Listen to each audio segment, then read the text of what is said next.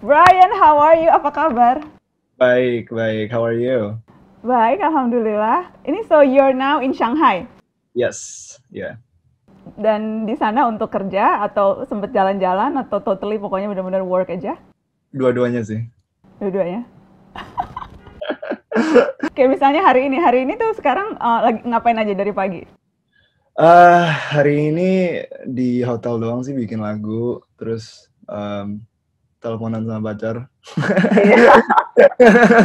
Terus kayak Oh, kayak gitu aja sih kalau nggak syuting, aku santai-santai aja. oh, teleponan sama pacar tuh tiap hari harus ya? Kalau kalau kan sekarang lagi long distance, jadi tiap hari sih lumayan. Kamu udah berapa lama jadi di Shanghai nih? Udah 1 bulan di sini. 1 bulan. Oke, tapi you like it? Aduh, yes. Oke, that's good. So, aku mau jujur ya, let me be totally honest with you. Jadi I've been reading up about you, baca-baca, terus nontonin video, and I watch all your interviews. I think pokoknya I watch a lot of your interviews, and ada satu kesimpulan sih, you're very likable. I like you a lot. Thank you. You too. I Yeah. feel the same way. No, like seriously, maksudnya, how do you stay grounded ya? Maksudnya, the way you answer all those questions, the way like you're just being yourself gitu. Maksudnya you're only 20 with all this everything is happening around you, tapi maksudnya kamu tuh santai banget. I really like you. Thank you. Kayaknya sih sebenarnya dari apa ya? Dari lingkungan juga sih, kayak dari keluarga saya juga, kayak aku anak yang paling kecil di keluargaku. Jadi aku ada kakak namanya Roy sama Sonia, terus Stephanie. Tapi aku yang paling kecil, terus kayak papa mamaku juga dari dulu kayaknya satu keluargaku orangnya kayak mirip kayak aku juga gitu loh. Jadi papaku juga dari dulu selalu apa ya, kayak konsep di keluarganya selalu kayak just stay humble gitu. Jadi kayak dari kecil aku juga udah di plan ke otakku kayak dari dulu aku homeschool, terus saya di rumah terus. Jadi kayak zaman dulu kayak aku juga nggak begitu banyak temen juga. Jadi kayak inspirasiku aku ngambilnya juga dari keluarga aku banyak sih. Jadi anak paling bungsu, paling kecil. Dan sekarang tapi udah sejak kan so kamu tuh pergi waktu itu umur 16 17 tahun ya waktu pindah ke Amerika. 17 ya. 17 tahun.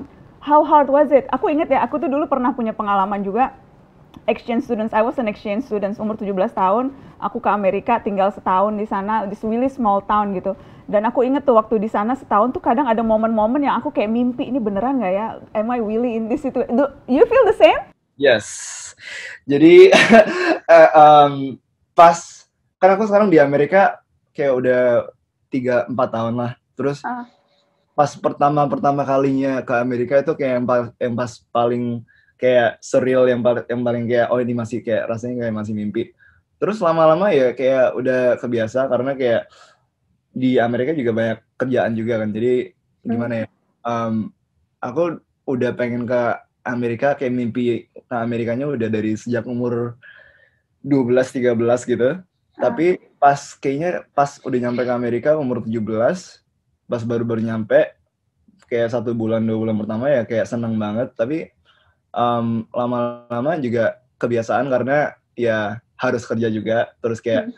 harus masih kayak timku di Amerika semua, jadi tiap hari jadi kayak ada rutin kerja gitu. Tapi walaupun udah Apa yang pengalaman paling surreal banget yang ya ampun gue di Amerika nih lagi bikin musik nih gue nge-rap nih itu pengalaman paling surrealnya apa? pas itu sih, pas lagi studio session sama Pharrell. itu Ah, oke. itu studio session pertamaku.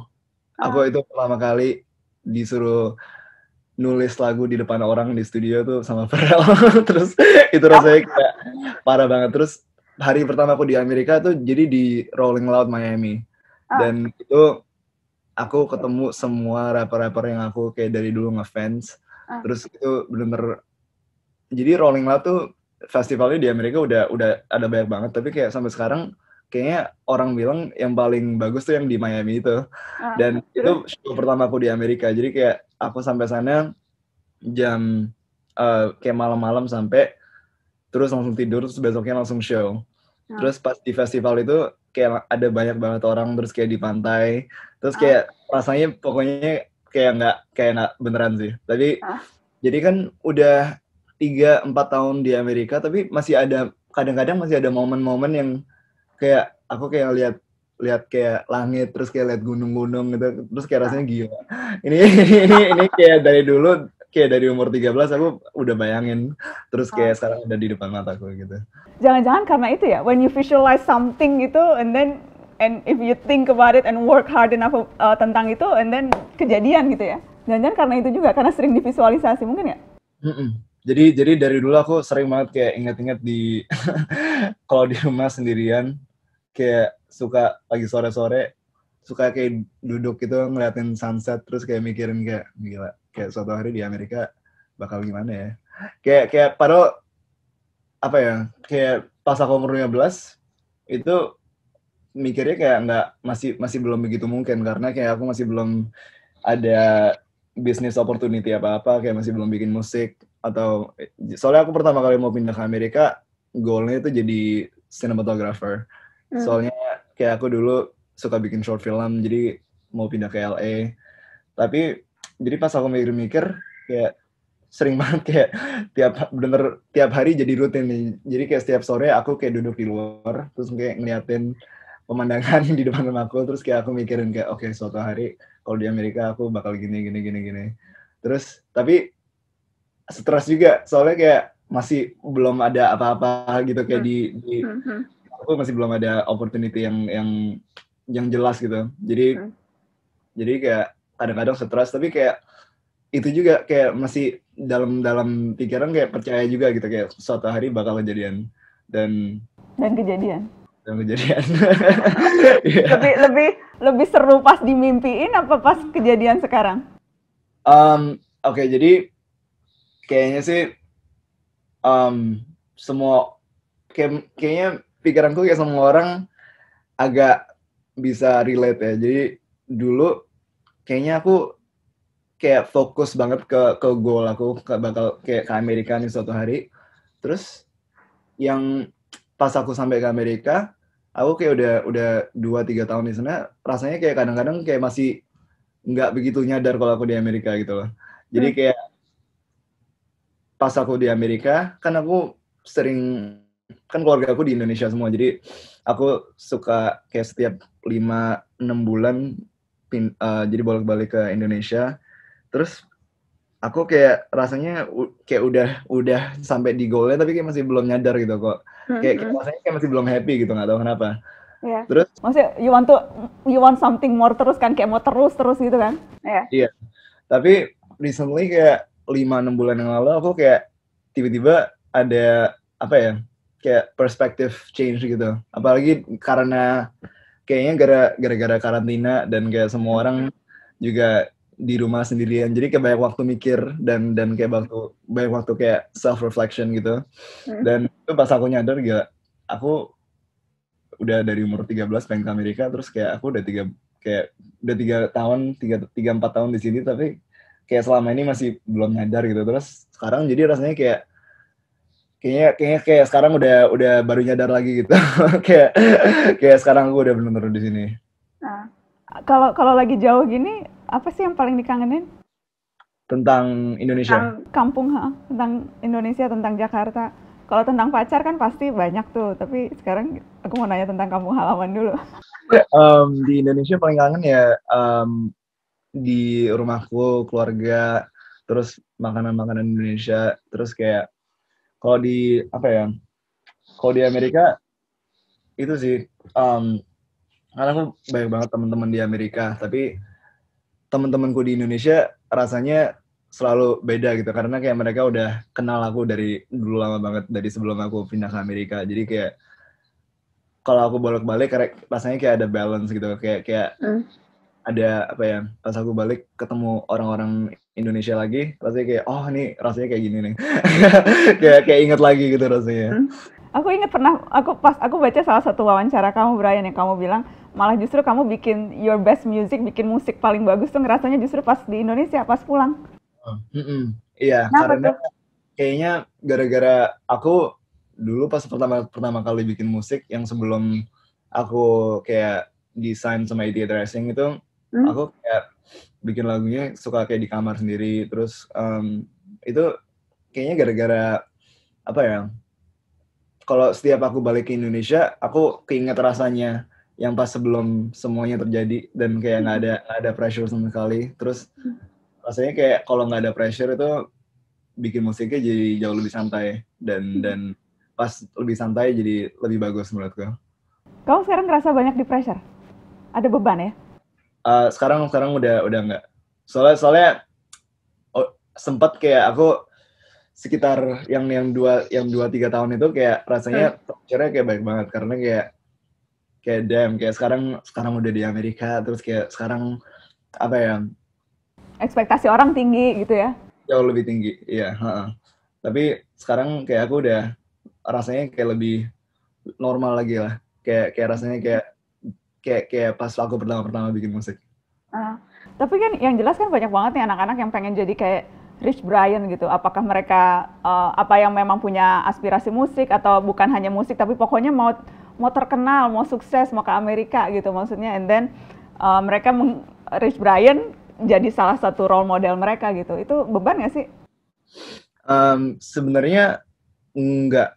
Kayak walaupun yang pas aku ngerasa beban-beban itu, aku nggak pernah merasa beban tentang jadi role model karena aku merasa kayak dari dulu sampai sekarang aku kalau di di social media atau kayak di laguku apa-apa gitu, aku selalu kayak nyoba kayak just being myself.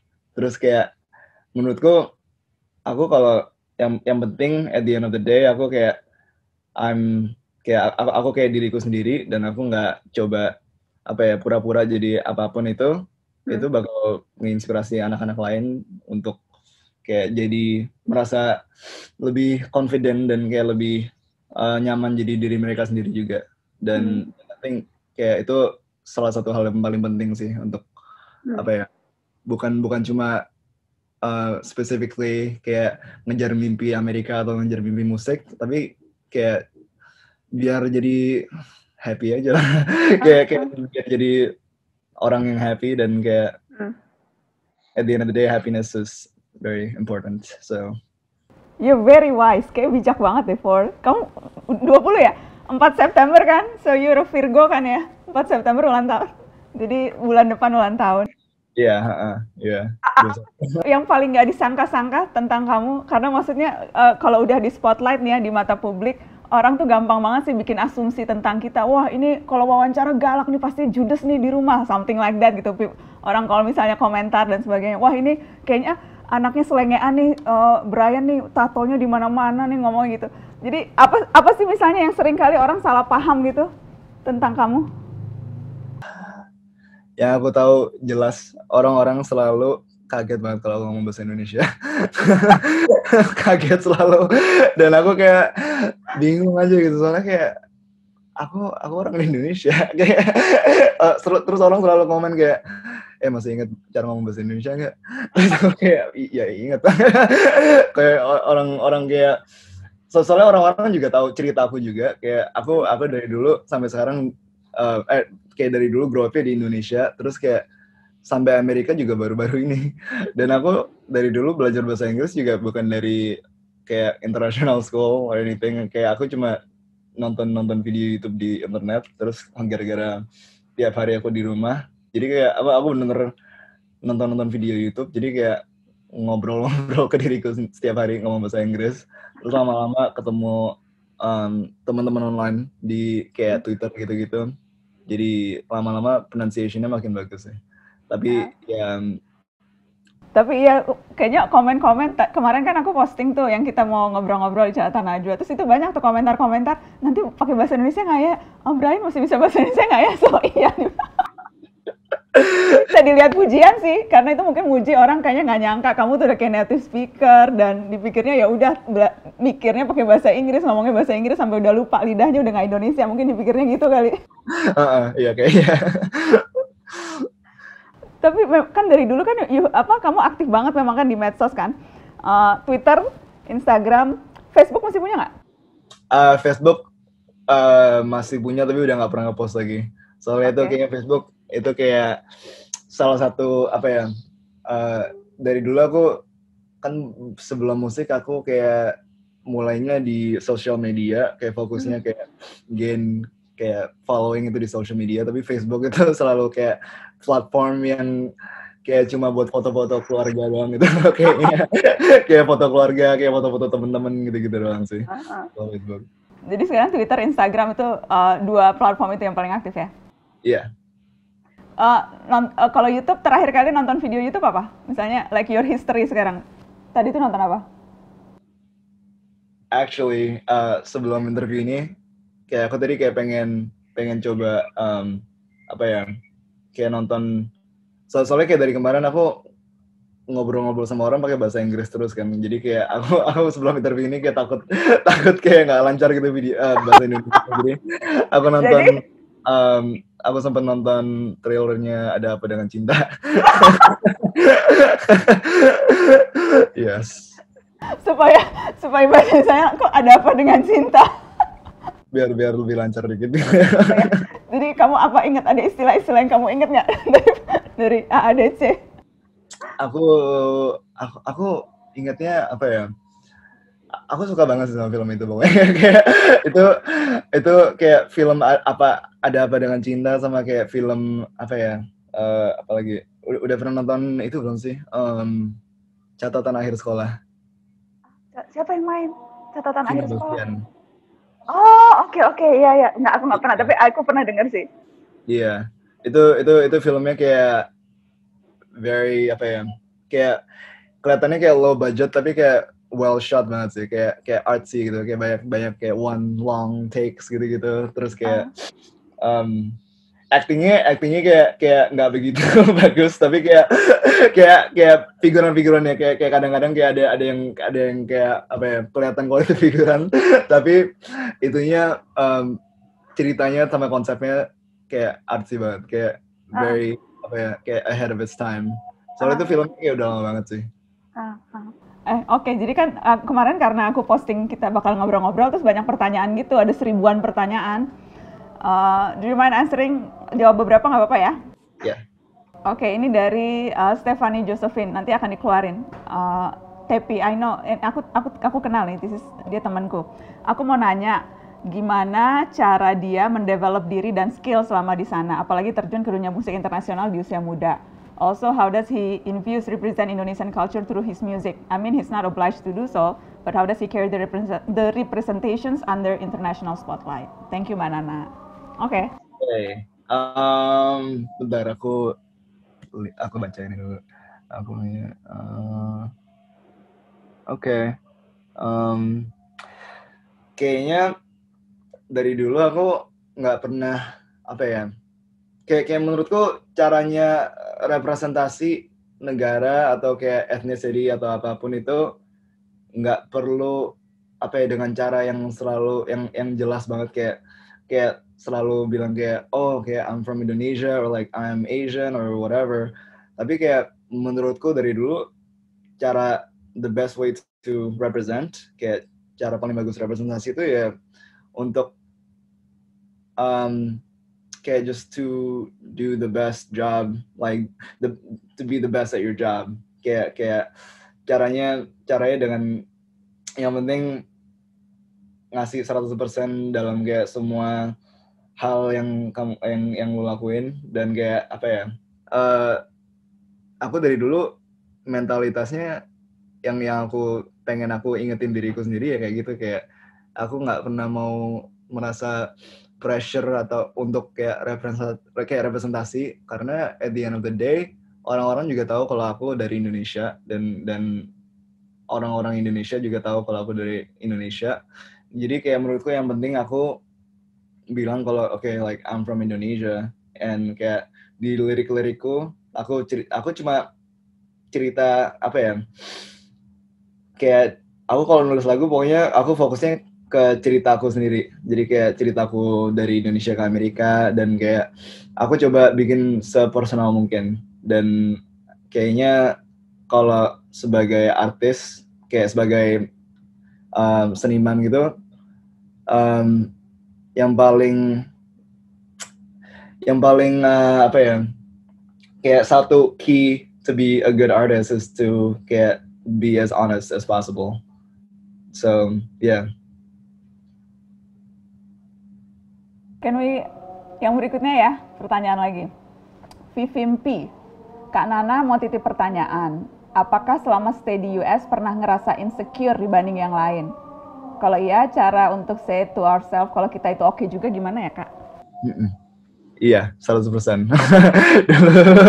Kayak aku dulu sering banget kayak merasa apa ya, kayak oh gila, kayak soalnya kalau baru sampai di Amerika rasanya kan itu kayak tempat yang kayak masih, kayak aku dulu masih belum pernah ke sana, jadi kayak walaupun aku dari dulu udah rasanya kayak udah tahu banget tentang Amerika gara-gara aku ngeliat dari internet, tapi kayak pas sampai sana ya masih ada, tanpa aku nggak sadar juga kayak ada merasa kayak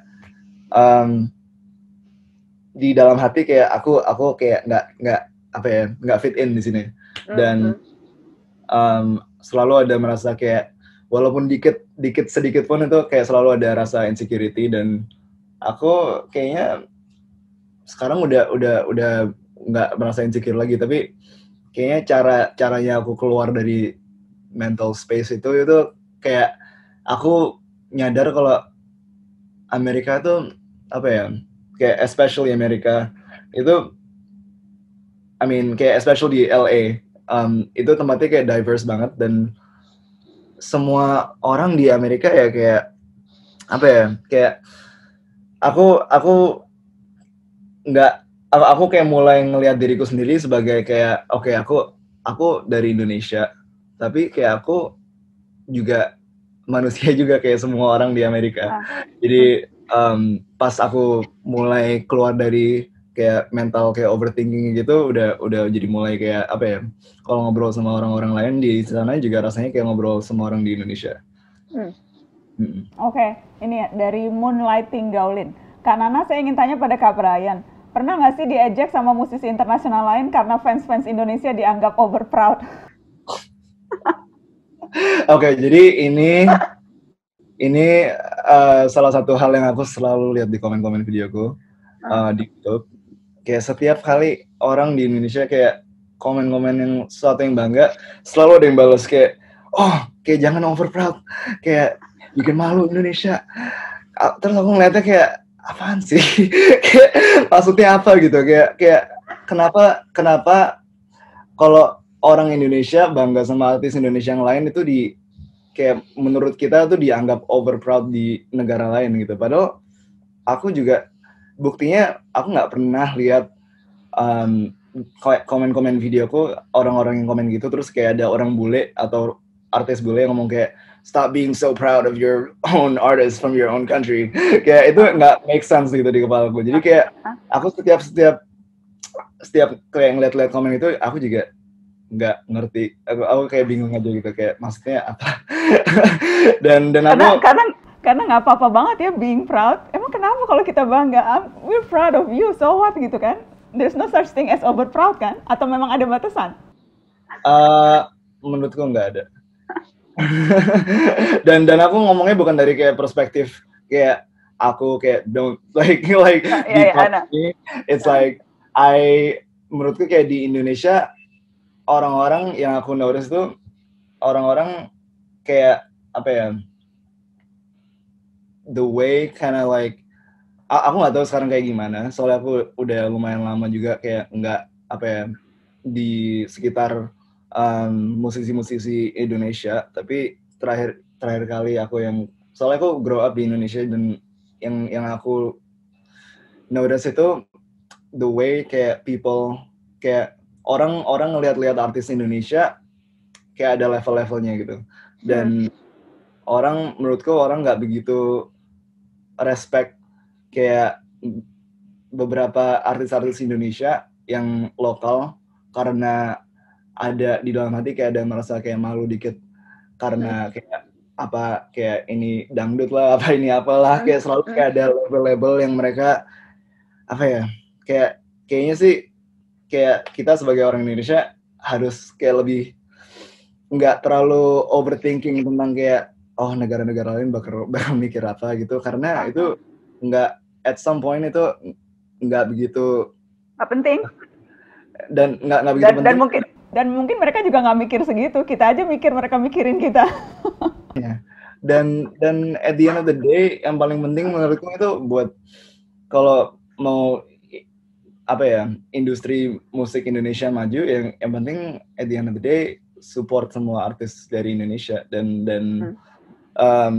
of course kayak masih have your own opinions dan kayak have your own taste, but ya kayak pikirin kayak lebih deep lagi, dan kayak oke, kayak gue nggak suka lagu ini karena apa ya, kayak karena emang lagunya nggak enak, atau karena gue nggak suka ini orangnya mukanya kayak gimana atau apa. Dan kayak kalau kayak rasanya kayak kalau mulai dipikir-pikirin, kadang-kadang kayak ada beberapa lagu yang mungkin di Indonesia apa ya, di labelnya kayak nggak enak apa gitu, kalau didengerin enak juga. Jadi ya, jadi kayaknya aku soalnya kayak dari dulu udah sering mikirin kayak gitu, tapi kayak belum pernah ngomong di public, jadi so I'm glad I said that. Dan thank you, terima kasih sudah mau berbagi itu. Thank you for sharing that. I think it's important sih untuk kemudian dibilang. Jadi pengen tahu deh, apa sih hal paling aneh yang fans pernah lakukan to you? Ada nggak yang aneh banget maksudnya? Oh, waktu itu pertama kali yang paling aneh itu aku lagi di rumah aku lagi di rumah sendirian, terus tiba-tiba aku lagi di kamar. Ini di LA atau di mana? Di Indonesia. Oh oke, terus? Aku jadi di kamar sendirian, terus di rumah lagi kayak cuma ada aku sama aku sama nenekku doang. Terus tiba-tiba aku lihat di kamarku ada orang. Terus ini orang datang terus bilang, gue fans banget, terus gue bawain Mbak GM. Terus aku kayak, ini laki perempuan? Ini laki. Iya. Gue sampai shock, dia bisa masuk ke kamar gimana? Karena dia bilang ke nenekku kalau dia tuh temanku. Jadi nenekku bukain pintunya, dan ini orang masuk ke rumahku, terus dia ke kamar mandiku, terus dia selfie di kacaku, terus dia akhirnya naik ke kamarku, terus aku lagi bikin lagu doang, lagi santai-santai, terus kayak pakai boxer doang gitu, terus tiba-tiba ada orang masuk bawain Mbak GM, terus aku kayak, lu ketemu rumah gue dari mana? Terus dia akhirnya kayak nunjukin apa ya, kayak banyak banget kayak tweetku kayak dari aku umur 12 kayak nge-tweet ke First Media. Terus kayak nggak tahu kenapa dia semua sama dia. Iya, terus nggak tahu kenapa dia bisa ketemu alamatku. Terus dia datang, dia minta foto. Terus habis itu habis foto aku kayak oke sih, dia pergi, terus aku blok Instagramnya. Itu random banget sih, sumpah itu random banget. Dan itu serem banget. Oke, kayaknya nggak ada yang bisa top that sih. Iya. Oke, ini aku nyambung ke pertanyaan-pertanyaan lagi ya. Ini ada pertanyaan, ini aja deh, Nural Aziz. Pernah nggak sih, apa nih, pernah ingin nggak ngakuin sebagai warga negara Indonesia nggak sih karena rasisnya netizen yang sering diskriminatif terhadap etnis Cina? Enggak sih, aku nggak pernah mikir kayak gitu. Soalnya kayaknya dari dulu apa ya, aku tahu tentang kayak soalnya keluargaku sering cerita tentang historinya diskriminasi tentang etnis Cina, tapi aku juga kalau hangout sama teman-temanku juga apa ya, aku at least personally, dan semua orang opininya beda juga, tapi kayak aku juga nggak pernah ngelihat apa ya, I just try to treat everyone equally, and like I think karena aku always like treat everyone like they're like me, at the end of the day it's like kayaknya aku merasa kalau even kalau ada kayak orang yang nggak apa ya, yang diskriminasi aku ya udah gitu. kayak kalau mau diskriminasi ya diskriminasi, tapi kayak aku at the end of the day I'm just aku cuma mencoba jadi orang yang baik, dan kalau orang ini nggak mau orang ini nggak menghormatin kebaikanku dan mau ngebaik kayak jadi orang baik ke aku juga, ya udah, kayak berarti kita nggak cocok sebagai temen atau sebagai manusia. Jadi aku ngeliatnya kayak gitu aja sih. Tapi kamu nggak pernah merasa etnis dan sebagainya gitu, it never affects you, maksudnya nggak pernah merasa itu sebagai part of your identity, kemudian terus itu jadi menghalangi dan sebagainya, nggak pernah ngerasa gitu-gitu kan? Never a problem kan? Aku kayaknya selalu ada di di di belakang pikiranku, kayak dulu, apalagi pas aku masih growing up, aku selalu ada perasaan yang kayak kayak aku Chinese Indonesian, dan karena aku tahu tentang historinya di Indonesia, aku selalu ada walaupun aku treat everyone equally, ya aku ada self awareness kalau aku Chinese Indonesia, dan ini historinya di Indonesia, kayak orang view Chinese Indonesia kayak gini, dan aku selalu ada, dulu kayak selalu ada perasaan yang kayak mungkin in kayak some situations aku harus act like this, or like to it's what kayak aku merasa kayak aku nggak pernah begitu kena efek anxiety atau kayak insecurity, tapi selalu dulu kayak ada sesuatu yang di belakang pikiranku kalau ini identitasku, dan aku bakal adjust to the situation. Dan kayaknya sekarang juga aku di Amerika juga merasa kayak gitu juga.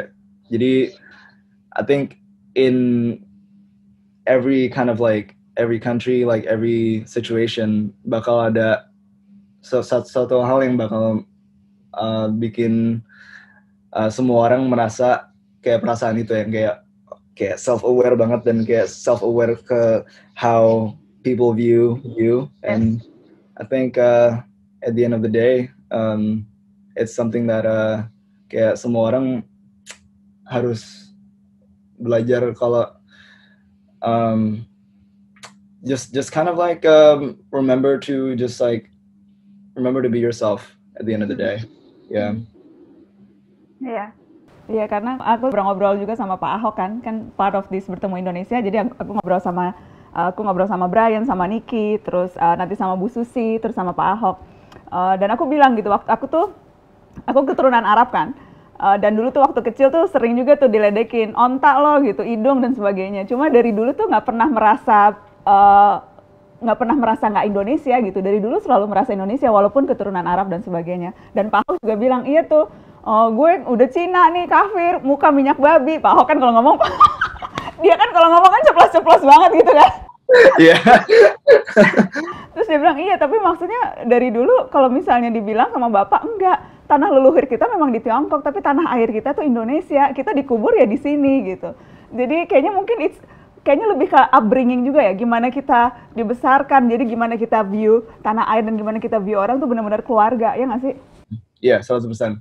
Karena kayak aku kalau muka aku dilihat-lihat, aku sekarang lagi di Shanghai, dan semua orang di sini pikir kalau aku bisa ngomong bahasa Cina, dan aku sebenarnya nggak bisa ngomong bahasa Cina sama sekali.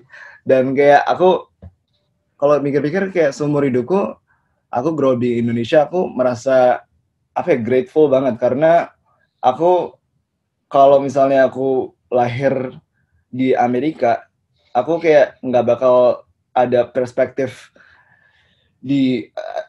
dunia yang aku sekarang punya, karena kayak aku lahir dan grow up di Indonesia, aku di surrounded kayak sama di sekitarku itu semua orang-orang Indonesia, dan semua at the end of the day kayak aku misalnya kayak teman-temanku Chinese Indonesian, atau kayak teman-temanku kayak orang Indonesia juga, kayak whatever it is, it's still Indonesia. And kayak aku dari dulu di program-program TV yang aku nonton, kayak band-band yang aku dengerin itu semua dari Indonesia. Jadi kayak I'm Indonesian. So, yeah. 100%. Nih, kalau gitu nyambung ke sini nih. Lutfi suatu hari ingin deh lihat Rich Brian bikin lagu tapi ada part bagian bahasa daerah Indonesia. Mungkin nggak tuh? Karena banyak yang request juga tuh rap freestyle dong pakai bahasa Indonesia gitu. Netizen suka komen-komen gitu tuh di IG. Kayaknya dari dulu aku sampai sekarang masih belum pernah coba sih. Kayak belum pernah coba nulis bahasa Indonesia, tapi akhir-akhir ini aku mulai mikir kayak why not gitu. Tapi we'll see. Soalnya aku sering banget aku bikin lagu, terus aku save doang, terus nggak dirilis. Jadi kayak buat itu aja, buat iseng-iseng aja gitu. Jadi kayak mungkin suatu hari aku cover lagu Saikoji apa gitu.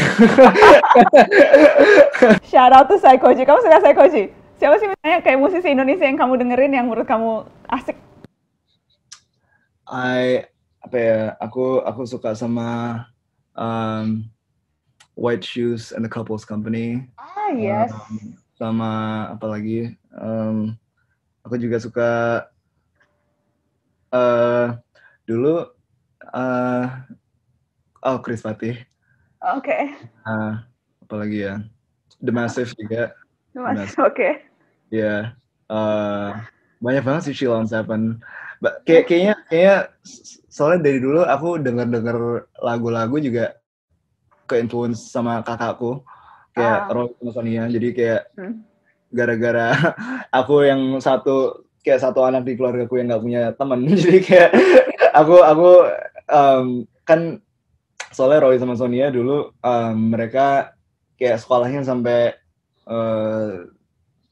mereka kan gara-gara lebih tua dari aku, jadi aku pas di homeschooling mulainya dari SD kelas 2.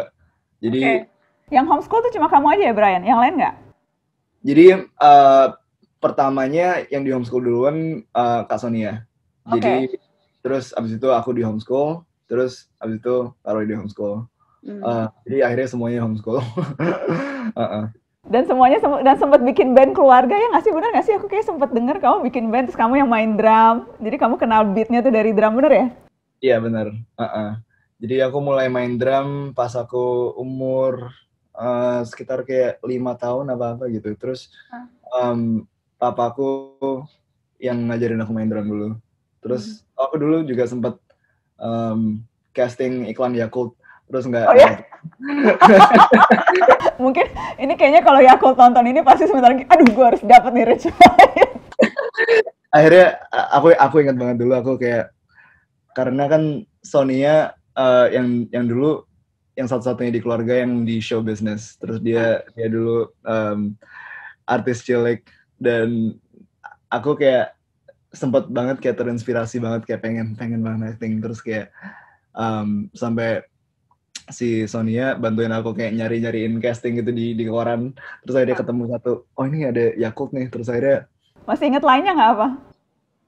Saya minum 2. Jadi aku sama papa mamaku sama Roy juga, kita nyetir ke kayak jauh banget ke casting Yakult. Terus aku di mobil tidur, terus pas bangun sampai casting, terus aku baru nyadar kayak, ya ngapain nih di sini? kayak tiba-tiba nervous banget. Terus akhirnya sampai casting, itu benar pertama kali aku lihat kayak casting itu kayak gimana, dan orangnya kayak ngasih aku botol Yakultnya. Terus dia kayak, oh jadi pegang botol ini, terus lihat ke kamera, terus bilang saya minum 2. Terus aku denger itu kayak nervous banget. Terus aku kayak gemeteran. Terus kayak aku lihat kamera kayak saya minum 2. Terus kayak awkward banget. Habis itu malu banget. Soalnya pertama kali aku kayak sempat nggak mau. Terus jadi kamu umur berapa ini? Ini sekitar umur 7 apa 8 gitu. Oke, kamu masih detail banget ya. Ingat. masih memorinya masih bebet. Trauma itu. Jadi aku pas pulang dari casting itu, aku langsung saking banyak pressure langsung nangis. Terus pulang-pulang, abis itu aku inget banget, soalnya kan papa mama kan udah kayak nyetirin jauh banget ke sana, terus aku datang ke sana tiba-tiba kayak nggak mau gitu kan. Jadi Kayak feeling guilty gitu ya?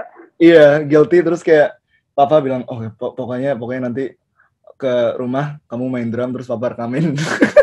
Terus aku main drum, terus kayak papa kayak rekam pakai handycam, terus aku kayak kayak main drum kayak sambil nangis banget. Tapi sekarang kalau diingat-ingat kayak apa ya, masa-masa zaman dulu yang aku kayak rasanya banyak banget pressure, kayak emotional stress gitu. Sekarang kayaknya gara-gara experience casting itu, sekarang aku jadi bisa jadi jauh lebih jago acting sih. Jadi semoga suatu hari kalau aku ada di film Hollywood, amin. Aku dengar tuh kamu salah satu obsesi yang belum kesampaian main film gitu kan? Okay. Jadi suatu hari kalau aku main film di Hollywood itu bakal gara-gara aku casting Yakult. Saya minum 2. Iya. Oke, ini ada random pertanyaan nih dari Iyas Mardani. Menu apa yang bakal dipilih Brian kalau masuk ke restoran Padang? Ayam pop. Yeah. That's it? Sebenarnya kalau bisa milih beberapa sih banyak sih, kayak ayam pop, rendang, otak. Oke. So ayam pop it is. Nasinya penuh atau enggak? Oh, penuh. Oke. Beyond doubt. Brian, kamu tim makan bubur diaduk atau nggak diaduk? Nggak diaduk. Kenapa? Jadi semuanya harus rapi gitu, nggak dicampur-campur? Aku jadi sukanya kalau buburnya kayak masih kan buburnya kan masih cuma bubur doang, terus kayak di atasnya ada topping-toppingnya kan. Aku sukanya, soalnya kalau diaduk rasanya gimana ya? Rasanya kayak jadi lembek dan dan rasanya seasoningnya kayak jadi terlalu spread out gitu, jadi kayak terlalu even. Jadi aku sukanya kayak kadang-kadang kalau satu sendok itu ada bubur yang masih nggak asin, tapi toppingnya masih asin. Jadi kayak ada. Jadi ini very scientific, dan gue yakin percakapan ini, bagian ini nanti yang akan ramai dibahas nih ini. Kalau yang tadi deep conversation sebelumnya enggak, yang bagian ini dibahas. Oke, tapi ngomongin makanan, kamu masih suka masak nggak? Masih. Aku soalnya dulu ingat banget pas mulai masak itu gara-gara aku pas umur 13 ada kayak fase aku order delivery dari McD tiap hari, karena kayak aku itu pasti masih apa ya, masih mimpi banget kayak pengen ke Amerika. Jadi aku kalau lagi home alone suka kayak nonton film, kayak film Hollywood gitu. Terus aku telepon McD, terus aku order McSpicy chicken. terus kayak sampai akhirnya tiap hari kayak gitu, terus lama-lama aku gendut. Terus kayak agak gemuk dikit. Terus aku mulai kayak pengen workout. Terus aku Google kayak, oh ternyata nutrisi itu penting banget kalau mau lose weight gitu. Jadi aku ketemu program kayak caranya ngitung kalori. Terus di Google katanya kalau ngitung kalori paling gampang itu kalau masak sendiri, karena biar lebih tahu kayak oke, setiap kalorinya itu berapa. Jadi aku mulai masak gara-gara aku pengen masakan sehat. Terus lama-lama udah mulai lose weight, terus aku kayak, oh ternyata kalau masakan nggak sehat juga seru juga sih. Jadi aku kalau di LA paling sering sih aku kayak nanyain papa mama kayak di keluarga, di grup chat gitu, kayak oh ini resep yang waktu itu yang mama masak itu apa ya. Jadi kayak mama ngasih aku resep, terus aku beli ingredients di Amerika, terus aku bikin. Jadi specialty kamu apa? Kayak kamu kalau ngasih makan, misalnya lagi mau impress pacar kamu gitu, kamu lagi you wanna impress her, kamu akan masakin apa yang your specialty? Nasi goreng kambing. Kambing, oh ya? Iya, kayak yang kayak kebun sirih gitu. Oh ya? Seenak itu? Aku diajarin papaku sih. Papaku. Wes. Nasi goreng kambing. Oke. Aku mau ngasih tebak-tebakan makanan ke kamu ya. Kita kan mau main virtual, boleh nggak? Aku jadi mau nunjukin makanan. Terus nanti kamu nebak ini makanannya apa, oke? Oke, sip. Jadi ini ada jajanan sama ada makanan ini. Ini kita jajanan dulu ya. Kalau yang ini apa, tahu nggak? Jeng jeng. Klepon. Yeay! That was fast. Oke. Tapi ntar dulu, kamu tahu nggak cara makan klepon gimana supaya nggak berantakan? Langsung satu biji langsung dimasukin di mulut aja. Kalau makan setengah terus gulanya Iya, kemana-mana harus gitu. harus langsung jatuh kemana-mana. Oke, good one. Kalau yang ini, yang kedua, Apa ya itu? Batagor bukan? mendekati. Um, Ini lagi, kan biasanya kotak, tapi ini bulat. Tahu. Iya, tahu bulat.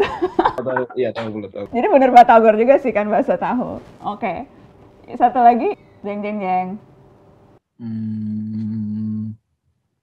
You should know this. Pasti mungkin dimasak di rumah.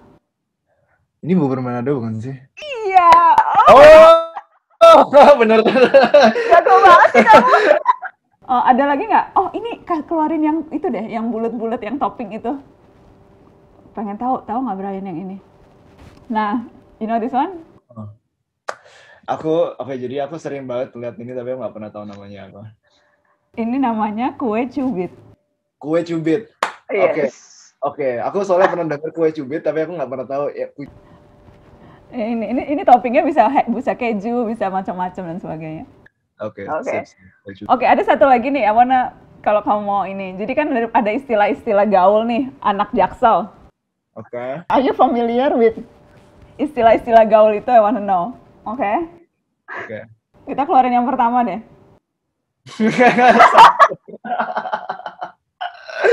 Yes. Santai. Oh, nggak ini apa? Santai. Yes, oke. Too easy, kegampangannya kayaknya. Coba yang satu lagi, kita kasih lagi. Yang berikutnya. Budak cinta. Wow, kamu bener-bener tahu lah. Itu term yang paling aneh sedunia sih. Budak cinta, kenapa? Soalnya Jaksel itu kayaknya itu banyak banget kayak kata-kata yang dibalik atau kata-kata yang dipendekin atau apa gitu, tapi kayak setiap aku denger selalu ada term yang baru, terus aku kayak ini apaan maksudnya. Anyway, kalau yang ini next jeng jeng. Sikat. Yes bener, cuma dibalik doang. Aduh, kalau kuis kamu udah dapat berapa nih? Betul mulu dari tadi. Yang berikutnya dong.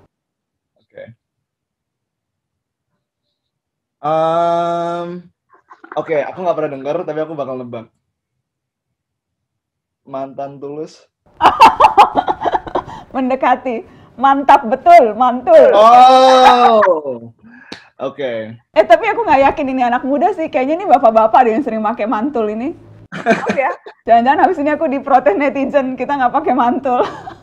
Ini kayak bapak-bapak nih yang mantul. Misalnya operatorku bapak-bapak sih emang nih. Hai Bram. Coba yang lain Bram, apa Bram? Sabi. Sabi, bisa. Oke, ya. Ya benar. Udah ya, abis ya? Oh, yang terakhir. Nah. Aku belum pernah denger nih. Bentar, aku lagi mikir. Nggak tahu. Sultan tuh jadi kayak orang kaya banget. Jadi kalau misalnya, wah dia habis beli barang atau beli apa, pokoknya this orang yang very rich, orang yang banyak duit, wah sultan lu gitu, wah banyak duit lu gitu. Oke, sip. Sultan, this was fun. So, last question sih, ada obsesi baru nggak? Aku ingat kamu pernah ada obsesi tuh yang lagi seneng banget masak steak, ya nggak sih? Nggak masak steak mulu gitu. Kayaknya when you're into something, you're really into something. Jadi sekarang, what are you into now, these days? Oke. Ada nggak? Karena kan lagi quarantine tuh kemarin, pandemi, di rumah aja dan sebagainya. Biasanya kan ada skill baru atau ngapain gitu. You still paint? Ini kenapa? Kamu masih ngelukis? Masih. Okay. Sekarang dari quarantine itu jadi lebih sering ngelukis. Tapi ini pertanyaannya agak susah soalnya aku kayak recently aku baru nyadar kalau zaman kayak dari dulu sampai sekarang aku selalu mikir kayak karena aku kan musisi kan, terus kayak gara-gara aku bikin musik, aku desain sama 88 Rising, dan aku pindah ke Amerika dan aku kayak mulai jadi sukses. Jadi kayak di dalam kepalaku kayak oke, kayak panggilanku itu musik. Tapi aku baru nyadar kalau dari dulu aku sebenarnya sukanya tuh belajar, kayak belajar hal-hal yang baru. Kayak walaupun pas di sekolah aku kayak merasa tertekan banget dan aku kayak nggak begitu suka kayak belajar secara akademis, tapi aku makanya kayak dari dulu belajar bahasa Inggris dari internet kayak dan kayak suka banget kayak nonton video YouTube kayak tutorial hal-hal yang paling random. Jadi apa ya, kalau disuruh mikirin kayak ada satu hal yang diobsesi itu sebenarnya susah karena bener kayak aku kayaknya ada ADHD deh, soalnya kayak bener kayak tiap hari kayak attentionnya kayak di sini terus di sini, tapi kayak setiap kali yang aku notice itu dari dulu sampai sekarang ya aku suka banget kayak ngedalamin satu hal yang random, dan aku kayak misalnya dari dulu aku suka ke kompetisi Rubik's Cube dan kayak banyak banget hal-hal yang random. Jadi kayak sekarang aku apa ya, lagi gara-gara aku lagi di Cina dan aku kayak lagi banyak apa ya time to myself, aku kayaknya sekarang paling fokus belajar rekaman diri sendiri. Jadi kayak aku selalu biasa kalau rekaman lagu ada engineerku, and jadi sekarang aku lagi di hotel terus kayak aku ada mic sendiri dan aku kayak lagi mau kayaknya sekarang lagi mau ngedalamin rekaman dan mixing. Jadi kayak biar kalau misalnya ada deadline gitu kayak bisa last minute kayak bisa mixing lagu sendiri. That's cool. Aku tadi pas kamu bilang belajar, aku langsung itu maksudnya mungkin belajar as in maksudnya kamu selalu mau nambah skill baru, selalu penasaran kalau belum bisa sesuatu gitu kan? That's cool. Jadi akan bisa banyak hal. Okay. Yeah. That's good. Wow, thank you so much. Mungkin terakhir banget ada yang mau ini nggak, like something that you wanna say ke fans kamu yang banyak banget ini, yang mungkin lagi nunggu-nunggu atau apa gitu. You wanna say something? Shout out to them. Nama saya Rich Brian dan saya bisa bahasa Indonesia dan saya dari Indonesia. I hope you enjoy watching this. Okay. Dan semoga kalau kalian dengar saya ngomong bahasa Inggris, kalian nggak pikir ini so Inggris banget. And I hope you enjoy watching the show, and thank you for watching.